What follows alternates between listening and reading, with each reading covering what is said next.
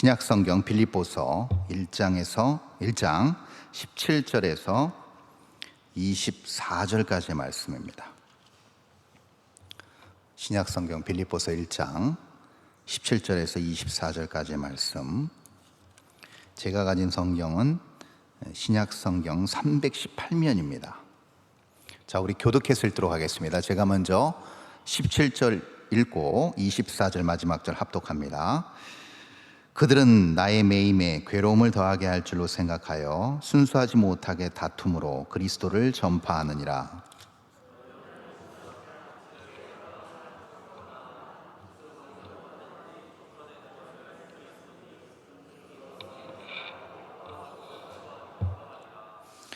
이것이 너의 간구와 예수 그리스도의 성령의 도우심으로 나를 구원에 이르게 할 줄 아는 고로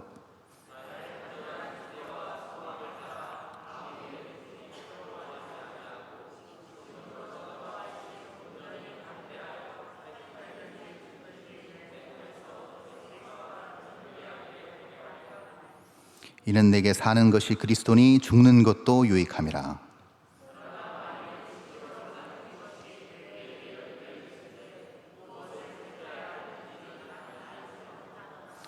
내가 그 둘 사이에 끼었으니 차라리 세상을 떠나서 그리스도와 함께 있는 것이 훨씬 더 좋은 일이라.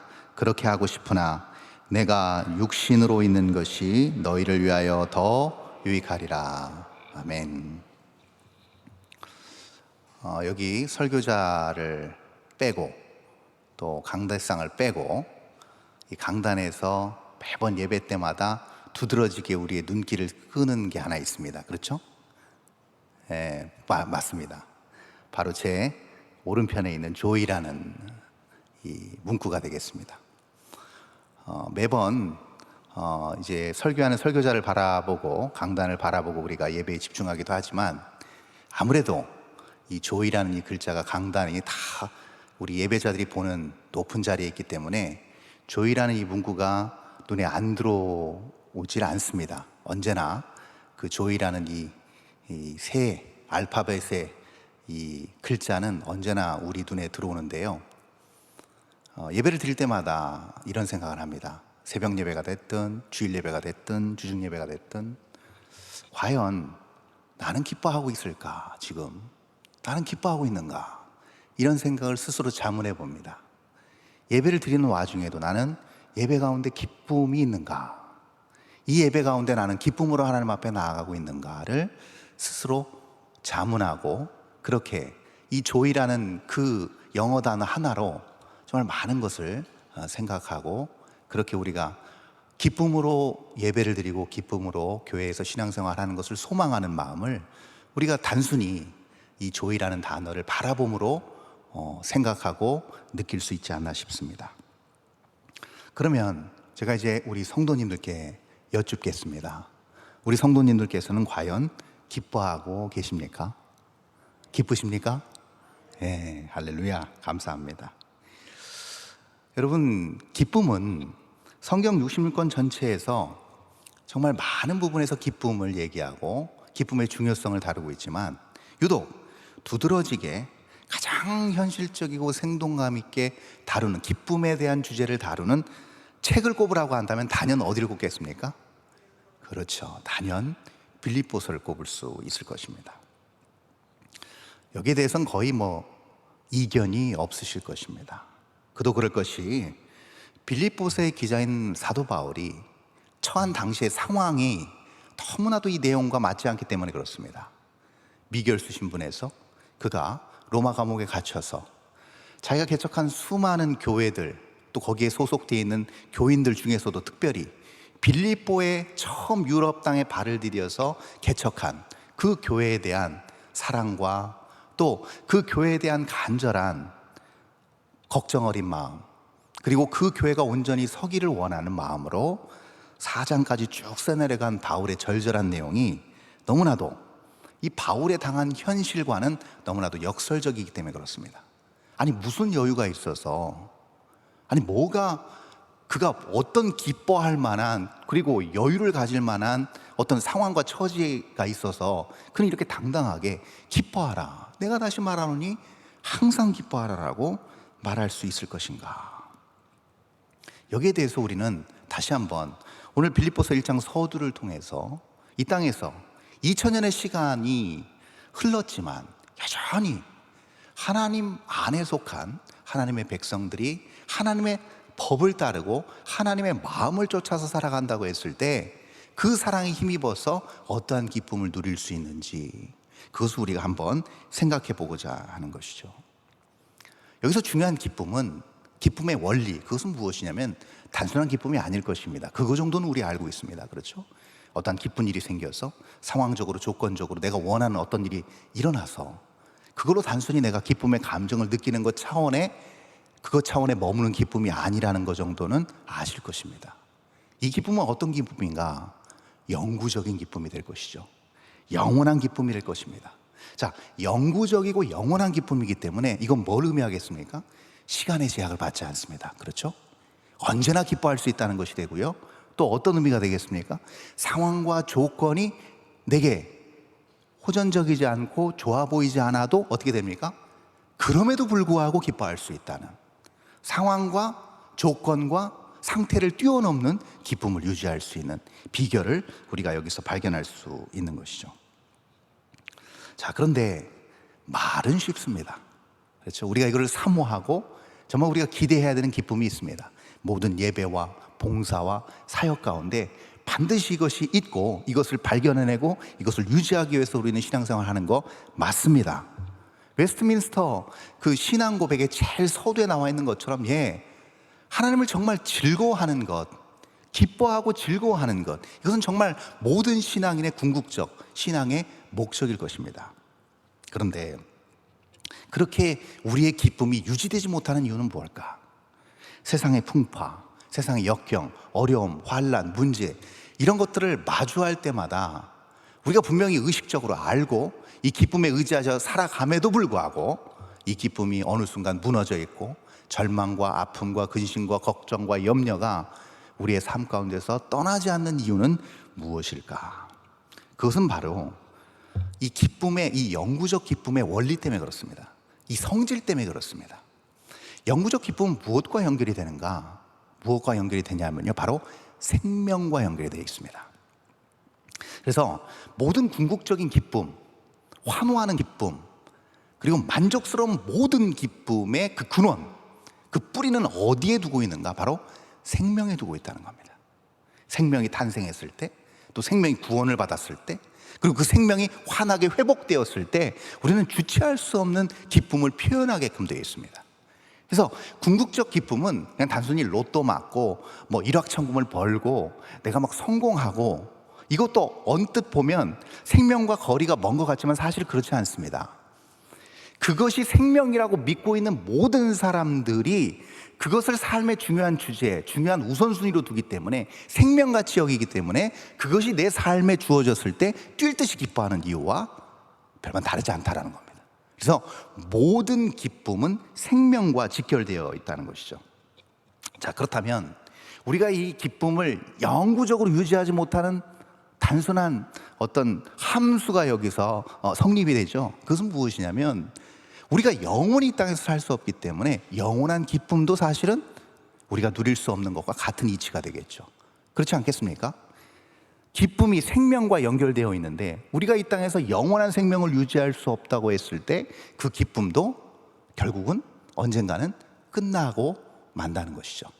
그렇기 때문에 우리가 어떤 그런 기쁨의 감정을 계속적으로 유지할 수 없다라는 것을 우리가 발견하게 됩니다. 자, 그러면 이 말은 결국 또 무슨 뜻이 될까요? 우리의 이 기쁨을 방해하는 요소는 결국 뭐예요?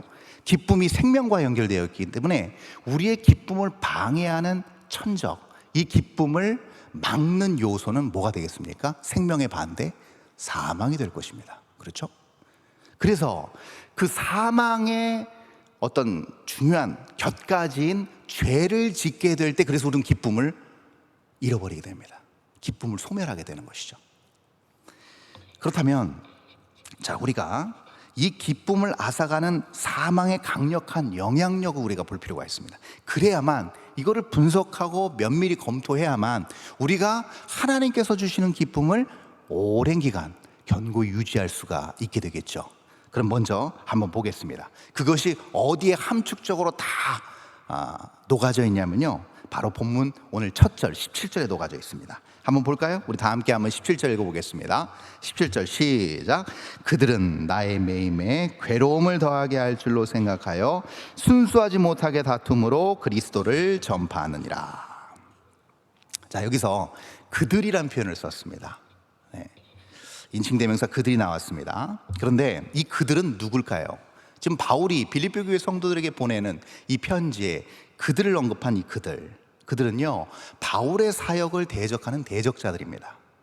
그래서 바울은 그의 서신서에서 유대로부터 내려온 자, 야곱으로부터 온 자라는 약간 암호 코드 같은 말을 썼습니다.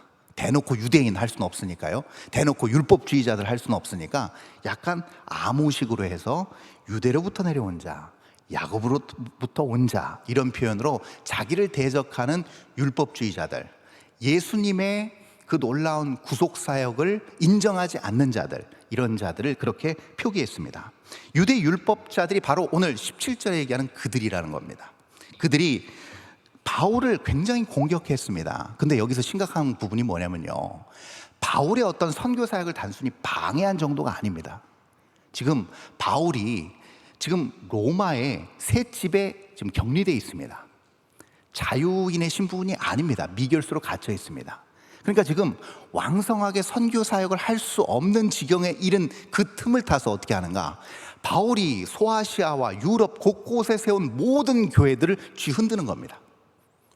바울의 가르침이 아닌, 바울의 복음의 정신이 아닌 자기들의 방식으로 나름 열심히 사역을 하고 있었던 것이죠. 그동안 바울이 쌓아놓은 모든 사역의 열매들까지 송두리째 무너질 판입니다, 지금. 자, 이런 위기 상황입니다. 그리고 이건 더 나아가서요, 앞으로 하나님의 놀라운 나라와 하나님의 그 나라의 확장에 크나큰 유해가 되는 엄청난 사건이고, 이것은 어떻게든 막아야 되는 사건 중에 하나가 될 것이죠. 그런데 여기 지금 아까 17절 다시 한번 띄워주시면, 이것이 왜 기쁨을 앗아갈 만한 존재가 되는가, 왜 바울의 기쁨을 앗아갈 수밖에 없는가를 조금 더 구체적으로 설명해 놨습니다. 그것이 보면 나의 매임을, 아니요, 그 전이죠. 나의 매임에 괴로움을 더하게 할 줄, 이 표현입니다. 나의 매임에 괴로움을 더하게 한다, 이 표현을 썼습니다. 자, 지금 바울은 갇혀 있습니다. 근데 여기서 그 매임에 괴로움을 더한다라는 표현을 썼습니다. 이 괴로움이라는 표현은요, 원어적으로 무슨 뜻이 있냐면 바로 압제란 뜻입니다. 억압과 압제란 뜻이 있습니다. 바로 이 부분이라는 거죠. 바울의 기쁨을 앗아갈 만한 가장 큰 원인, 정말 바울이 매번 울상짓고 땅을 치며 통곡할 만한 이유가 되는 원인이 바로 여기 있습니다. 이들이 바울을 사역을 못하게 묶어놨을 뿐만 아니라 계속적으로 압박을 주고 있다는 얘기입니다. 여러 방면에서 사역을 못하도록. 이것이 통탄할 노릇이라는 것이죠. 나의 달려갈 길과 주 예수께 받은 사명, 곧 하나님의 은혜의 복음을 전함에 있어서 나는 나의 생명을 조금도 귀하게 여기지 아니한다는 이 바울의 사명이 지금 온전히 성취되지 못하고 있는 겁니다. 크나큰 압제와 억압 속에 있는 것이죠. 이것이 전형적인 사망의 또 다른 중요한 요소라고 할 수 있습니다. 이것이 우리의 기쁨을 앗아갑니다. 자, 생각해 보십시오. 기도 너무 하고 싶어요. 예배 너무 드리고 싶어요. 봉사 너무 하고 싶어요. 근데 그럴 수 없는 상황이 왔어요. 그것만큼 정말 우리를 우울하게 하고 정말 우리를 힘들게 하고 슬프게 하는 일은 없을 것입니다. 즉, 다시 말해서 어떤 몸으로 따지면요, 몸의 형태만 남고 실제적으로 손가락 하나 까딱할 수 없는 지경에 이른 것입니다. 여러분, 이제 신경이나 우리 몸 곳곳에 셀 수 없는 수많은 세포들이 존재합니다. 그 모든 세포들이 전형적으로 무엇을 하는가? 핏줄 속에서 전형적으로 이루어지는 일들이 뭐예요? 산소를 공급합니다. 그렇죠? 산소를 공급해서 그 산소를 통해서 뇌에 전달된 모든 신호들이 다 몸 머리끝에서부터 발끝까지 다 전달이 있어서 우리는 왕성하게 움직여서 밥도 먹고 공부도 하고 일도 하는 겁니다. 그런데 이 세포에 어떤 일이 벌어지는가?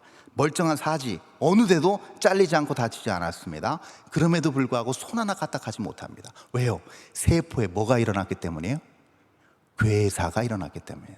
의학용어로 괴사라는 표현을 쓰죠. 이 괴사가 일어나면 생명의 세포가 생명력을 상실합니다. 그러므로 그렇게 돼버리면 몸은 멀쩡합니다. 사지는 멀쩡합니다. 그러나 움직일 수 없게 되고 원래의 기능을 하지 못하게 되는 것과 같은 이치라는 것이죠. 이것이 결국 영적인 영역에서 우리가 조금 더 이것을 생각해 보면 영적인 영역도 똑같습니다. 일하는 것 같고 똑같이 자기의 생활을 영위해 나가지만 영적으로 무엇을 한다고 했을 때 그것이 생명력 있게 발현되지 못합니다. 예배에 앉아 있습니다. 신앙생활 합니다. 기도합니다. 열심히 나름 무엇인가를 하려고 하지만 그 안에서 생명력 있게 무엇인가 나오지 못합니다. 억압되어 있습니다. 짓눌려 있습니다. 세상의 근심과 염려에 사로잡혀 있습니다. 그러다 보니 생명력이 나타나지 않고 그 안에 진정한 그 하나님 안에서의 영적 교제를 통한 기쁨이 아닌 고통과 아픔과 근심만이 가득 차 있을 뿐이라는 것이죠. 여기서 끝나지 않습니다. 자, 두 번째 한번 띄워주시겠어요? 17절. 또 다른 영역이 숨어 있는데요. 자, 이렇게 나타나 있습니다.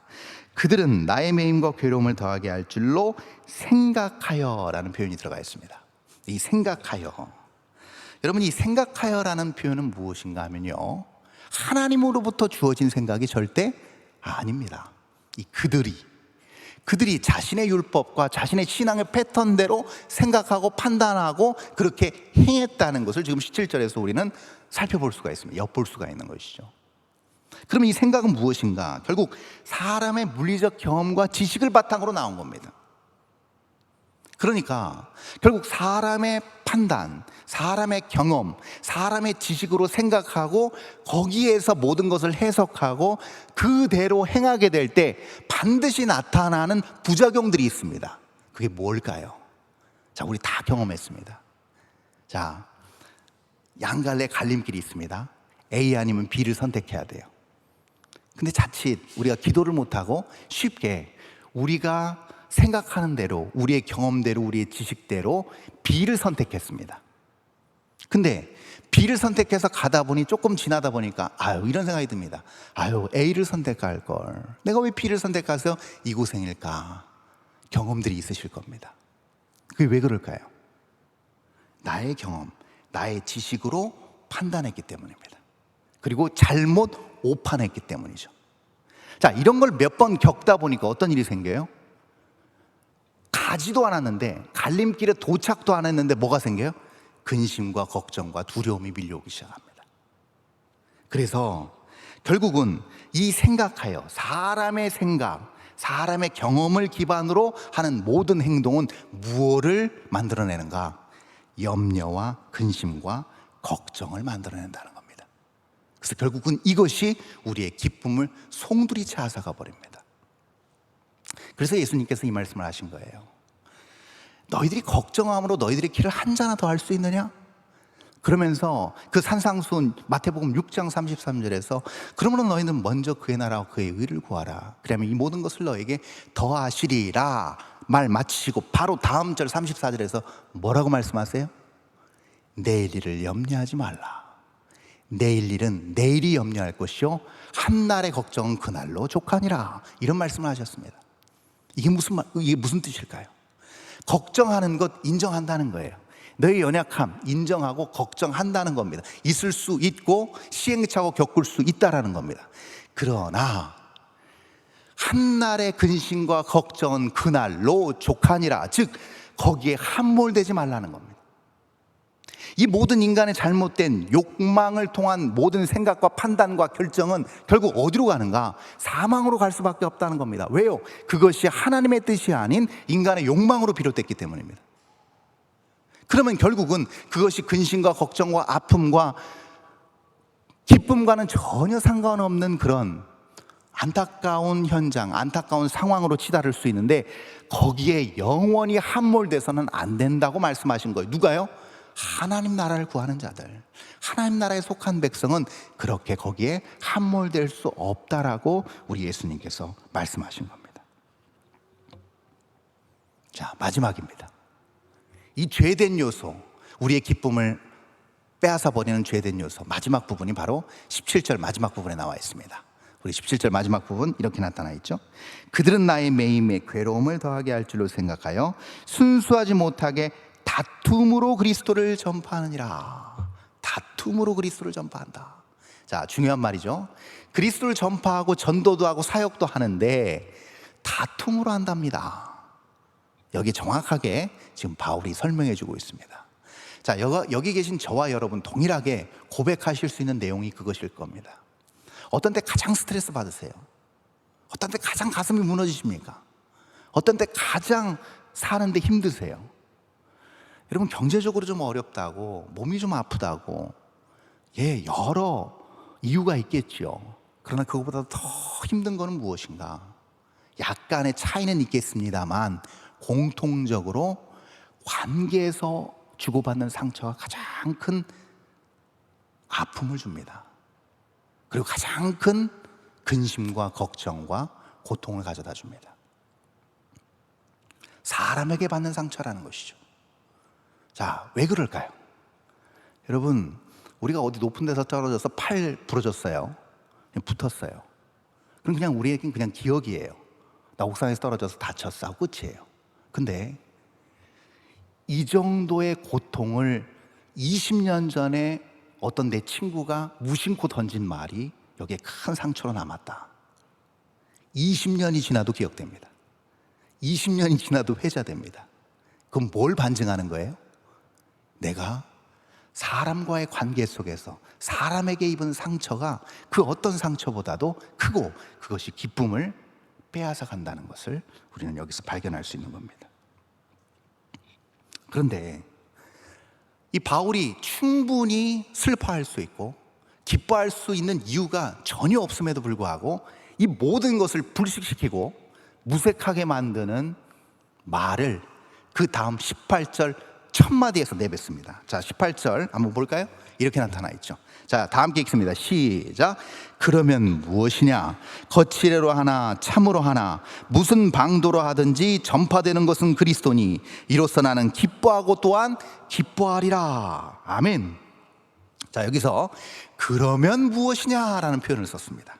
자, 이걸 쉽게 정확하게 풀이하면 이겁니다. 그래서 어쩌라고? 그래서 뭔데 이 뜻입니다.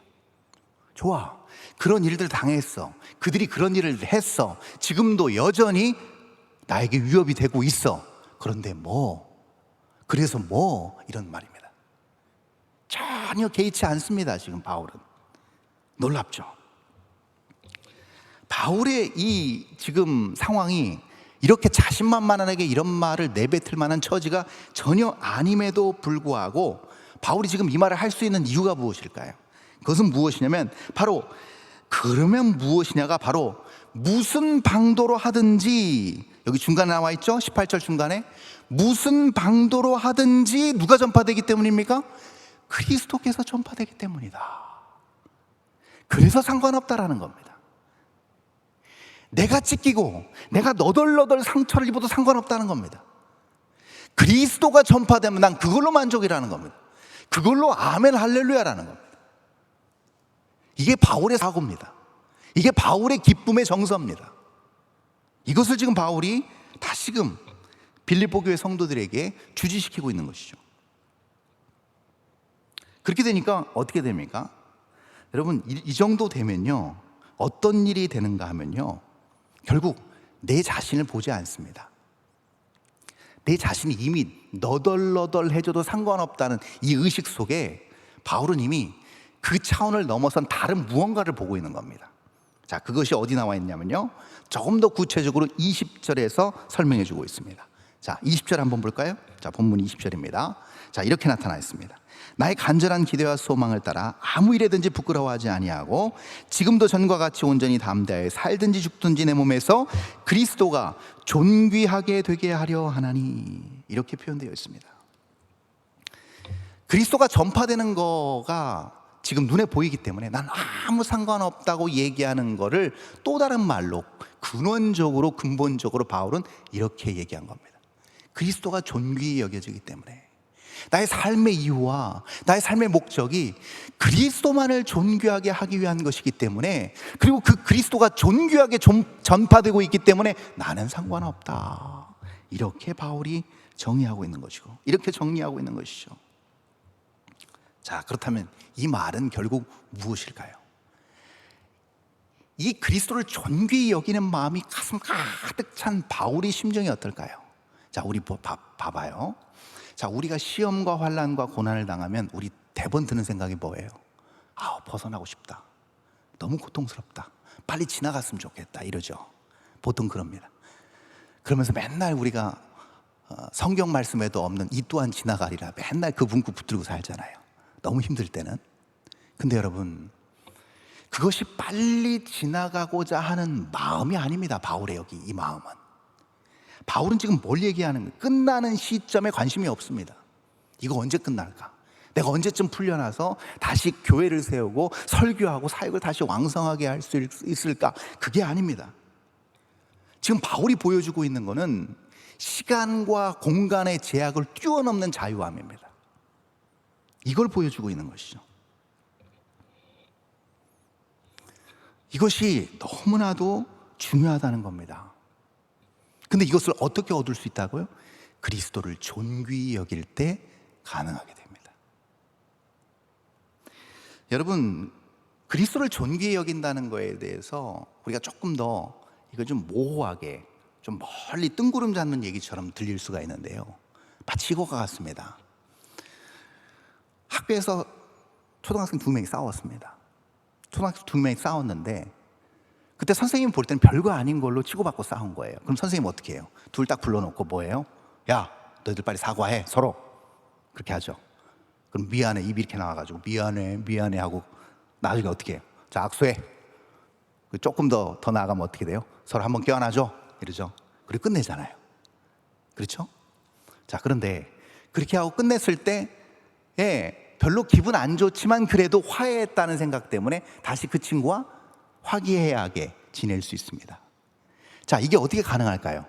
그 어린 두 친구가 선생님을 어떻게 봤기 때문이에요?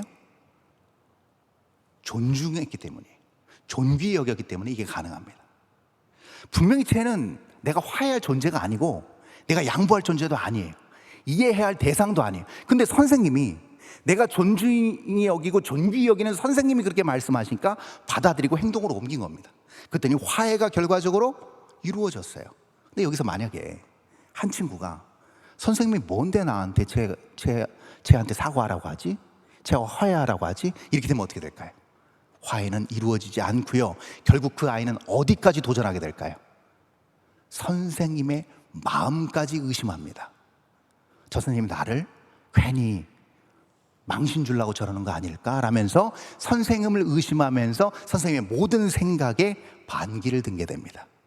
그 대표적인 예가 바로 17절에 그들이 행한 모든, 바울뿐만이 아니라 바울을 불러서 세워서 바울을 사용하신 하나님의 놀라운 역사까지도 그들이 의심하고 방해했던 것을 우리는 여기 20절에서 하나님을 존귀히 여기지 않는 자들, 반대로 생각해 볼 수 있죠.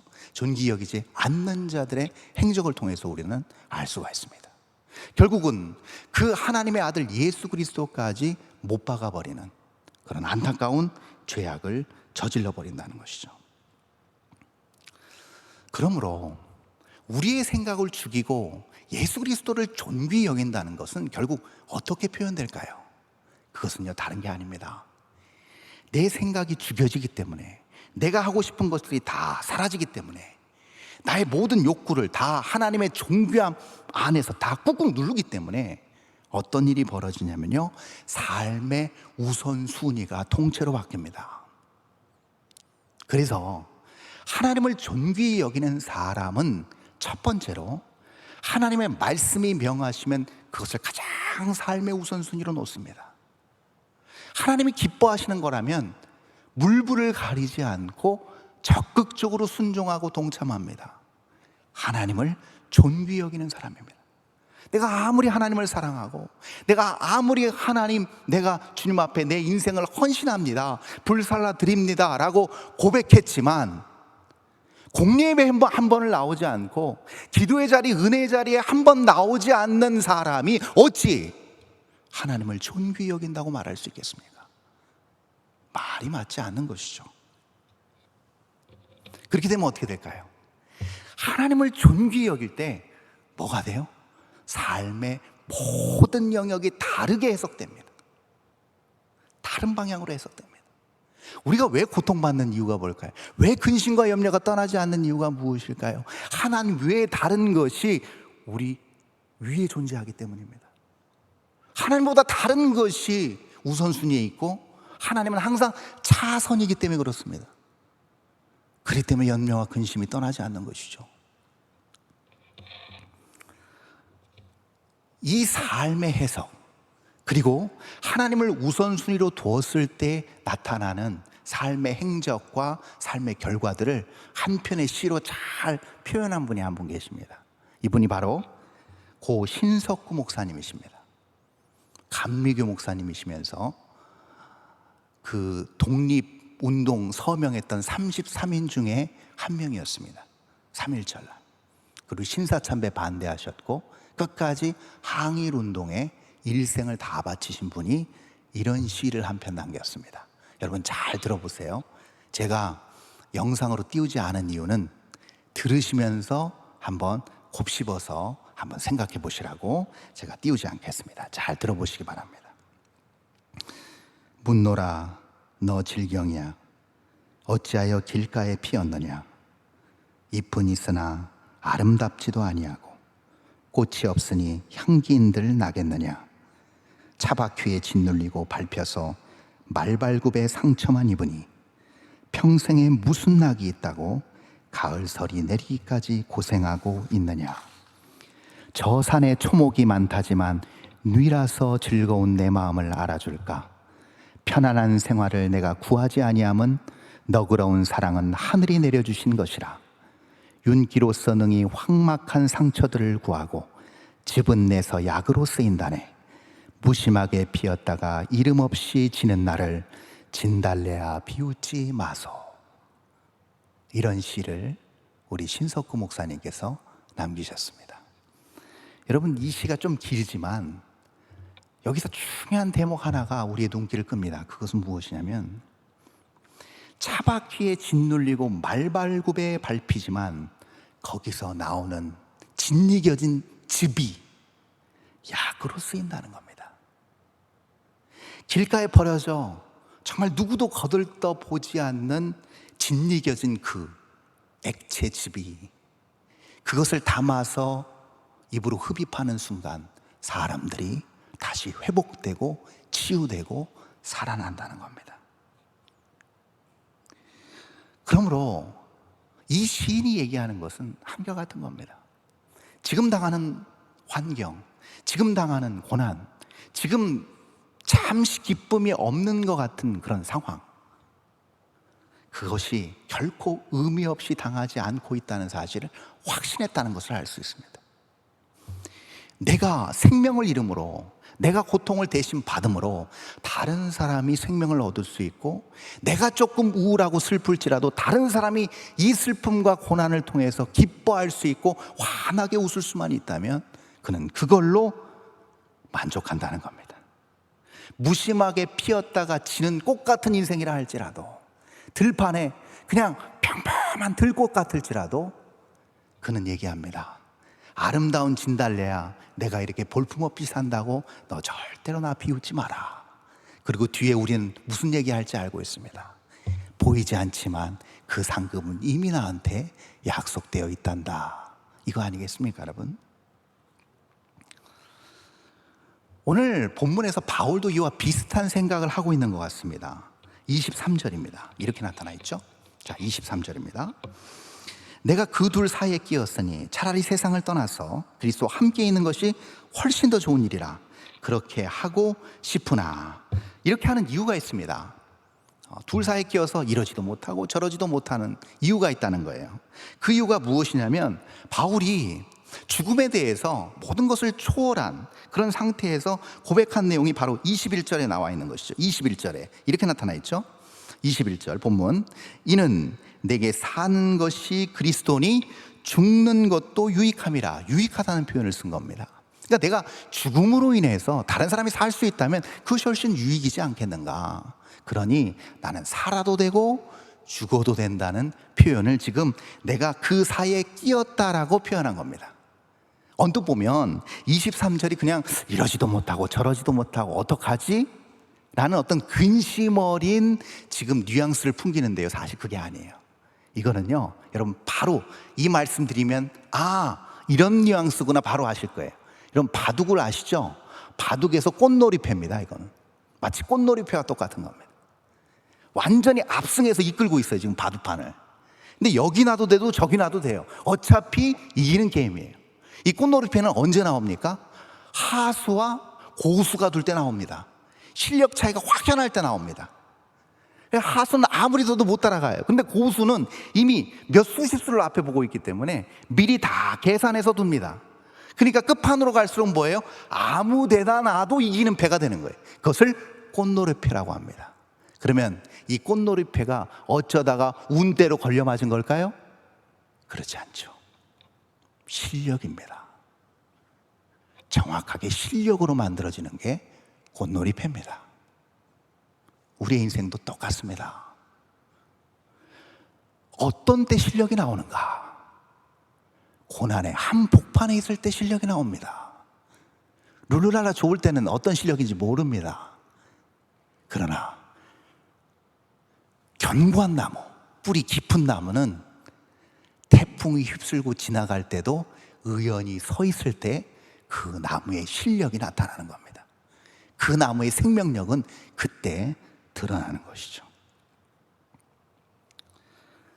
바울이 죽는 것이 유익하지만 그럼에도 불구하고 내가 사는 것을 진지하게, 오래 살아야 될 것을 진지하게 고민하는 이유를 마지막 24절에서 이렇게 정리하고 있습니다. 우리 다 함께 24절 마지막 한번 다 함께 읽어볼까요? 시작. 내가 육신으로 있는 것이 너희를 위하여 더 유익하리라. 아멘.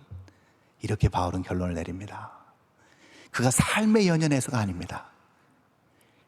이 땅에 남겨진 사명을 이루기 위해서, 이 땅에 복음이 필요한 사람들을 위해서 아직까지 내가 이 땅에서 필요하다면 여전히 찢겨지고 여전히 수치와 고통과 아픔을 당해도 나는 의연히 나의 삶을 이어갈 것이라는 고백을 바울이 하고 있는 겁니다.